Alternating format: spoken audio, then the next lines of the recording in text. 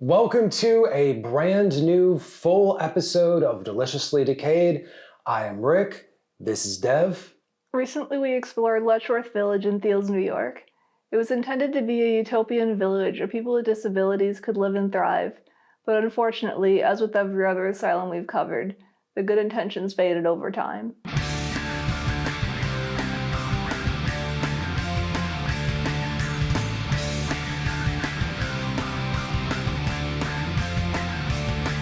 From Hockamock Swamp to Dighton Rock and everything in between. Petroglyphs and monoliths and things best left unseen. Bridgewater Triangle, dark and creepy corridors, haunted asylums, and over into tunnels.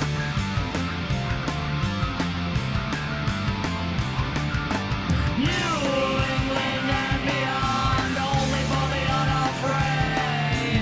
Take a dog journey down an untraveled path that's deliciously decayed. Deliciously decayed. Deliciously decayed. Letchworth Village opened in 1911 to house children and adults with physical and mental disabilities. It was intended to be more of a self-sufficient village than a traditional asylum and was considered one of the most progressive facilities in the world. However, it wasn't long before it fell into the familiar cycle of overcrowding, mistreatment, and neglect.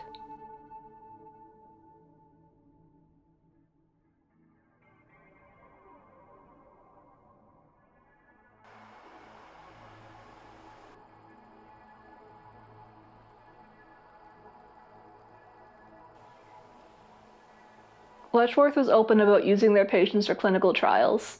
The most well-known was the experimental polio vaccine in 1950. They successfully vaccinated an 8-year-old boy with no side effects and carried out subsequent testing on 19 more children. This led to the more widespread use of the vaccine that is still in use today.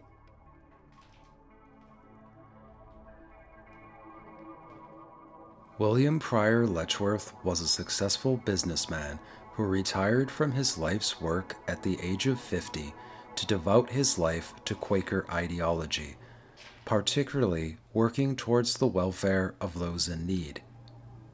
He chose to focus specifically on caring for children with disabilities. In 1878, he was appointed president of the New York State Board of Charities and pushed for housing and care for these children in a style he found to be more humane than traditional asylums and almhouses. However, though his plan to create Letchworth Village was approved in 1907, he died right before the construction was completed.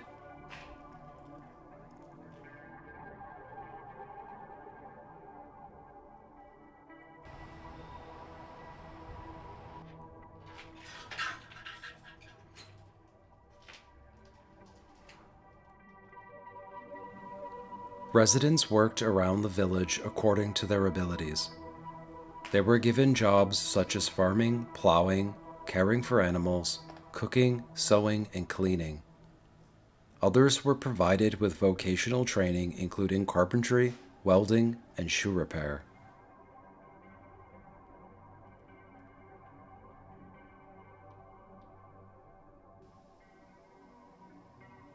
In 1972, news reporter Geraldo Rivera released the award-winning documentary Willowbrook: The Last Great Disgrace.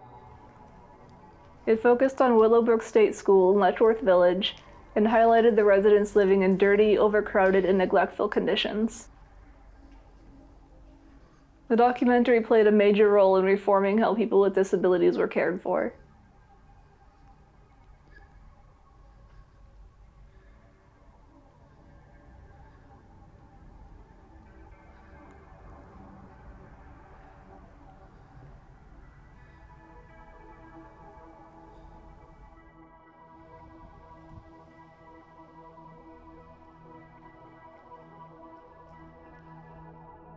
By 1935, Letchworth Village had surpassed its intended limit of 3,000 patients, with more being transferred from surrounding facilities like Bellevue Hospital. Requests for additional funding to accommodate went unheard.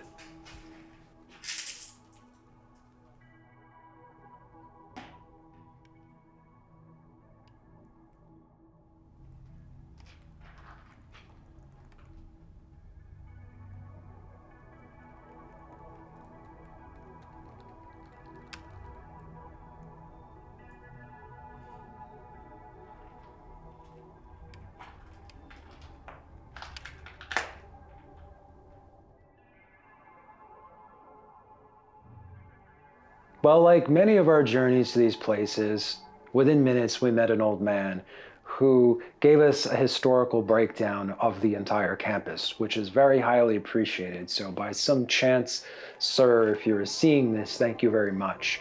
But I really should have listened to him because he had some very sound advice. He said not to go into the first house, the first cottage on the left. It was filled with stray cats.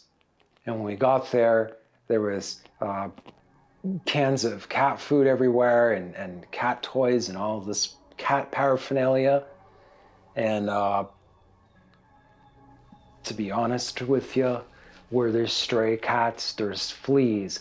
And let's just say, I had a very itchy week.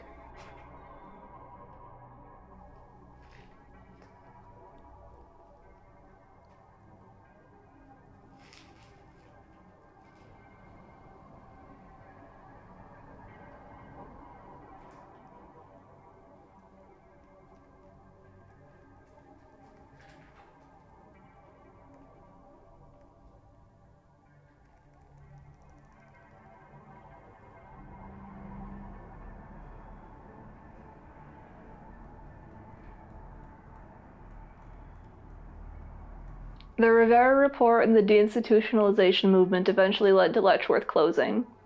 The final patients were moved out in 1996 to more communal facilities around the county.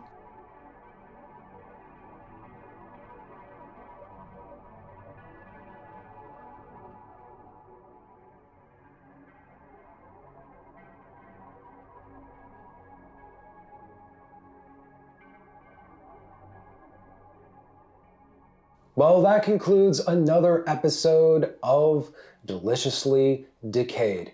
What do you think of Letchworth? This one's a little further than New England, but I'm glad we were able to make it out this way. It's been a while since we got to explore anything this big. Some of the campus has been converted into things like a school, a public park, and a golf course, but there's still plenty left to explore. It definitely had that big asylum feel with a massive sprawling campus, which was quite beautiful, honestly, to walk through. You know, and as you're strolling on by on those, those very old crumbling sidewalks, you see the buildings, you're checking out that urban decay, but around it, all the vines and the trees and the beautification, all this foliage that was probably planted there 50 plus years ago, it really gives off a certain vibe. And you feel like you're in a city, perhaps a city that no longer functions, but a city nonetheless. And that's one of my favorite types of places to photograph. And with that being said, please like, comment, and subscribe. That helps us more than you could possibly imagine. I am Rick, this is Dev. See you in New England's darkest corners.